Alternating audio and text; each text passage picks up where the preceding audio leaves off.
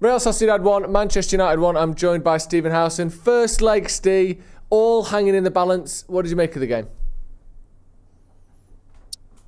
I thought we did better than I expected. I thought it was getting an absolute rodding, to be honest with you. Yeah.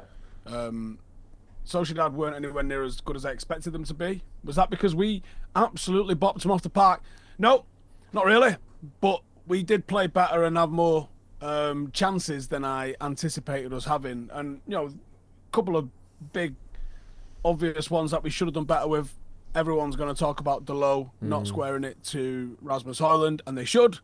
What people appear to be missing is Garnacho does that 5 times a game. And don't really get much talk about that. Well, on Dalot, though, why did that happen, do you think? Why didn't he pass it to Rasmus Hojlund? Do you think that's just a one-off, or do you think it's indicative of a wider problem? Do you want my honest answer, or do you want the thing that my brain said to me when he did it? But give me both.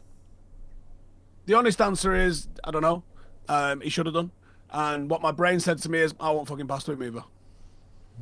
But it's harsh that, though, isn't it? I know, obviously, he's not scored a lot of goals, but it's not like he's cut it back and on the edge. We 19 games without him scoring, Joe. Yeah, but who's he cut it back for? It's not Messi waiting on the edge of the box, is it? He's passing it to Xerxes, who before tonight. So it's... And before anyone comments, I am not defending Dalot not passing it to him. He should have passed it to him, right? Yeah. Read my lips. He should have passed it to him. But I'm just saying, why didn't he? I don't know. Maybe his brain was like, this fucking cunt scoring a brothel, mate. What's the point? I know. And that's why he didn't do it. I don't know why he didn't do it. That clearly is becoming an issue, isn't it? I mean, it's already been an issue for a long time, but not just the lack of goal scoring, but it's becoming more and more obvious that his teammates, Rasmus Hojlund's teammates, don't trust him at all, do they? Yeah, look, he's come away with no shots tonight, and everyone's going to go, well, he should have had at least one. Right, granted, he probably should have done. But at the end of the day, he's still come away with no shots again. He was still on the pitch for... Did he finish the game, actually? I think he was still on the pitch for another 90 minutes outside of that one incident, right? And he's still come away doing the grand total of fuck all again. Yeah, it is an issue, isn't it? And do you think that playing someone else there within the squad could help things, or if you're Ruben Amorim, would you be starting him again against Arsenal and again against Sociedad next week? Yeah, because Cheeto can't play against Sociedad. I honestly have no idea. He's clearly taking it one game at a time and not even looking at the fixture list about who can play in the next game, because he's got 12 players to choose from. Yeah. How's Casemiro still on the pitch at 90 minutes? I know he brought the likes of Collier and that on with 5 minutes, something like that. Almost kind of what's the point? We've seen this with Solskjaer, we've seen this with Ten Hag. You can't just keep playing players. They need a break. They probably need as much of a mental break at the moment as they do a physical break as well, because Jesus Christ, Joe, it's exhausting covering this fucking wibble at the moment. I can't imagine being in the squad and what the mood and the energy and everything is about at the squad. It must be awful at the moment. I bet you're not even I bet you can't even feel like you could smile having your fucking Weetabix in the morning in the canteen, because you've got Marjorie over there who's been cleaning the bogs for the last 2 hours, not allowed to fucking look at your Weetabix. So, how do you even begin to think that there's how are you having a laugh at work? No, you're not. I guarantee someone cracks a little joke like they do, like in any workplace. I've been in some workplaces that are dark, right? And I guarantee the darkest moments you're laughing your cock off, because that's how you cope, right? I guarantee you would like to be laughing your cock off at Carrington tomorrow or Saturday when you're there, but old Alfie is cleaning his fucking locker out because he's just been given a bullet after working there for 40 years. You can't win.